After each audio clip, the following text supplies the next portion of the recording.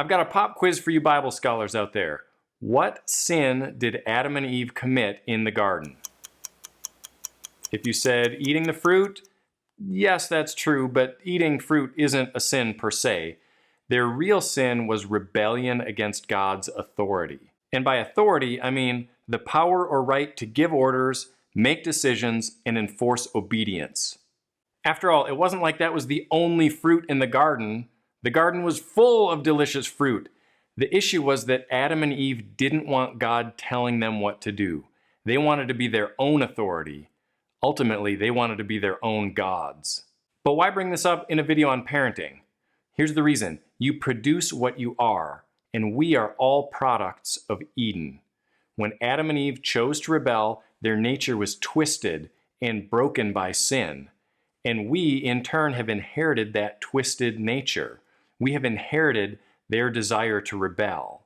That is why children want to be in control and don't want anyone telling them what to do. Deep down, they want to be their own gods.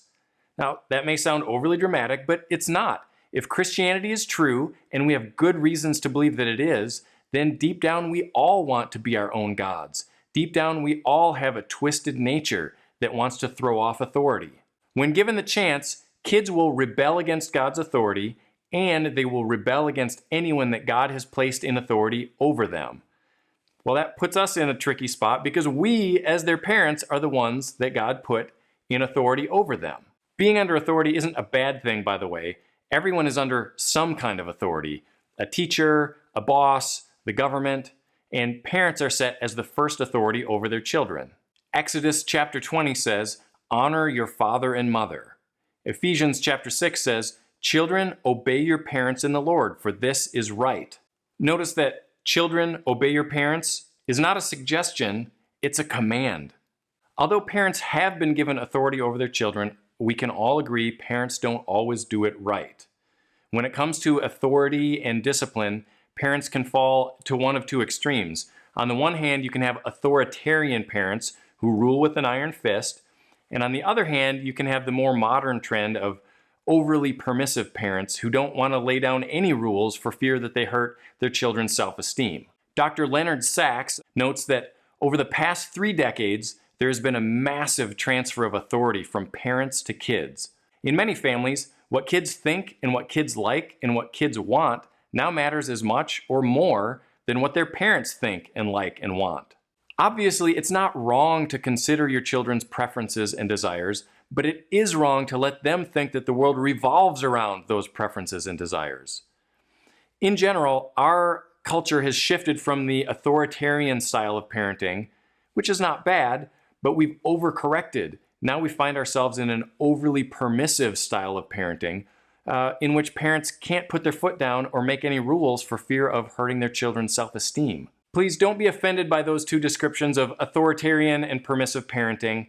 Every parent is somewhere on that spectrum. Our goal is to find a healthy balance between those extremes. So here are 2 suggestions for how to strike that balance. First, parents must embrace their God-given authority.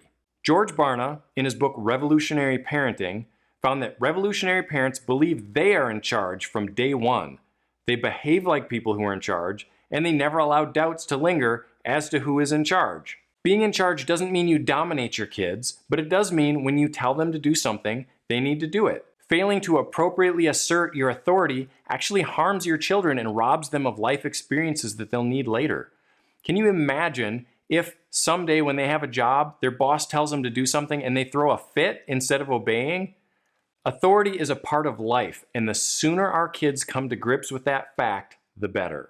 Second, children need to recognize that they are not the authority. Dr. David Tripp says it this way, that battle you have over the peas you want your daughter to eat is not about diet, it's about authority. He goes on to say, you could not consider a more central heart issue for every child ever born than this one. To reject authority is to reject God, who is the authority over all authority. In an effort to keep these videos short, we'll stop here, and in the next video, we'll continue this discussion by looking at discipline and children's self-esteem. If this discussion about authority interests you, I highly recommend Paul David Tripp's book, Parenting, the 14 Gospel Principles that can radically change your family. The book is extremely well grounded in Scripture and will help you see parenting from God's perspective.